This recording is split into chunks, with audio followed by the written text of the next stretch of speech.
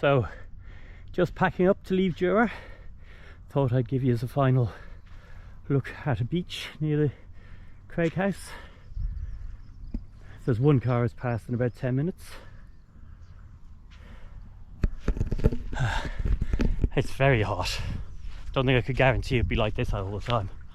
So I decided I would pop in for a dip because I'm about to cycle 14 or 15 kilometers up a very steep hill to get back to the ferry, to course back to Islay, to catch the next ferry onto Colonsay. We'll see if all goes well. But this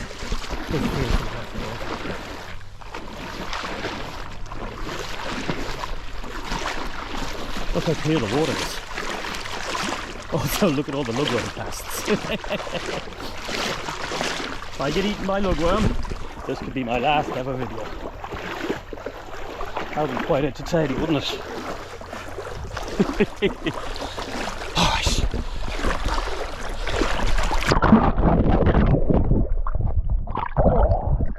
Well, I can tell you the water is not as cold as the air warm as the air temperature. And there's one of the 3 paps up there, just about in sight.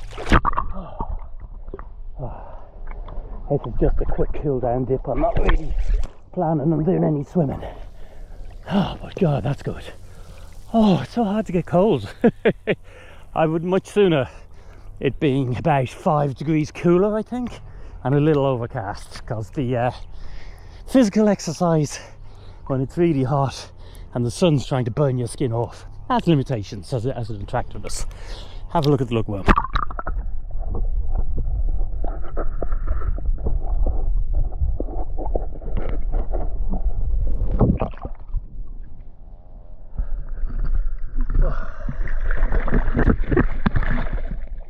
It was only as I got out of the water that I noticed the barking sounds and realised there was a colony of seals watching me from a little bit offshore.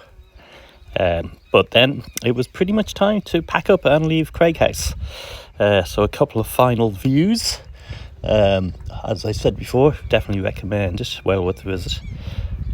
And the last thing I did, of course, was to get myself a decent breakfast for the day.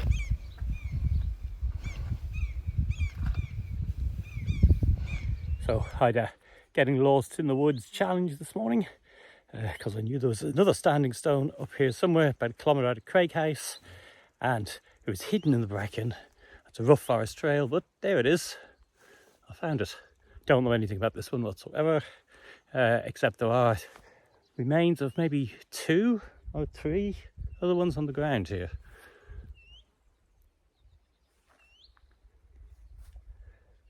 Standing stone discovered. It was time to hit the road again.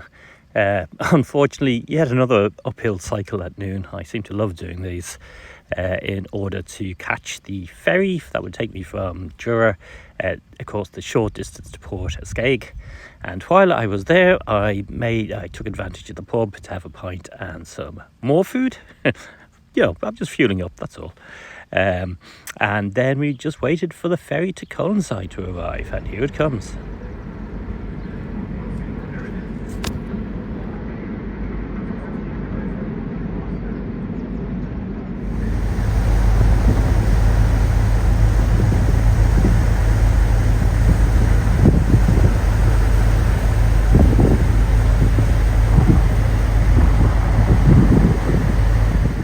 And now this particular ferry journey to Colonsay is well worth doing, because you get magnificent views of Jura as you go along between it and Islay.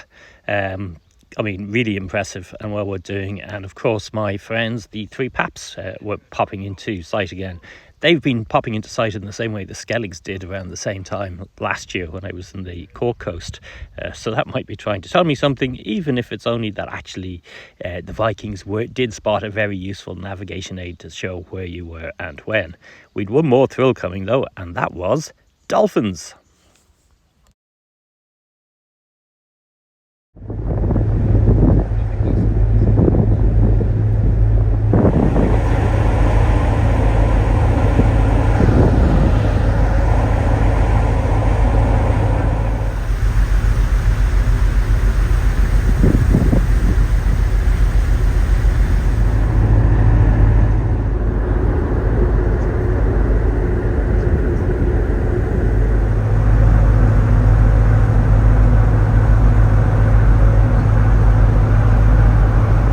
so arrival at Colonsay, and one interesting thing about this trip was I think there were as many bicycles on the ferry as there were trucks and cars, which is quite something.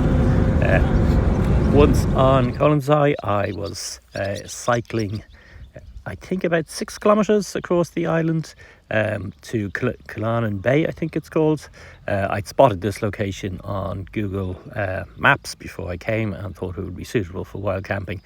This is the place, however, that I got the next day and spotted they had no camping sign. Now, to be honest, there was somebody else camping there as well, and they stayed both nights and they never had any hassle. So I think my suspicion that's more about trying to discourage large groups or whatever is probably the case. But yeah, I mean, as you can see, pretty spectacular scenery. Not very much traffic at all. I mean, I cycled every road on the island, I'd say 3 times over the next couple of days, yeah, it's well worth going to. I mean, it's the sort of place you could probably go to and rent bikes, although I don't know if there is anywhere renting bikes. You might need to do that at the port you're going from. Oban, in fact, is probably the most sensible way to go. There's only 2 ferries a week go up from Islay, so it's a beautiful journey, but you need to be there at the right time, and that possibly takes a little bit too much planning. But anyway, so this brings to an end, I think, which is day 5. I've kind of lost count here. I think day 5, maybe day 6, going into day 7. No, this is day 5. Sorry, talking nonsense. And I'm a couple of days ahead, of course, in reality now. I've got to catch up on video. I need both a power socket and decent Wi-Fi to both edit the videos and then upload them. And of course, that isn't always available. So I'll leave you here at the end of day 5 with some views of the beach. You can see some yachts there as well. And then the view out my tent as I waited for sunset to arrive.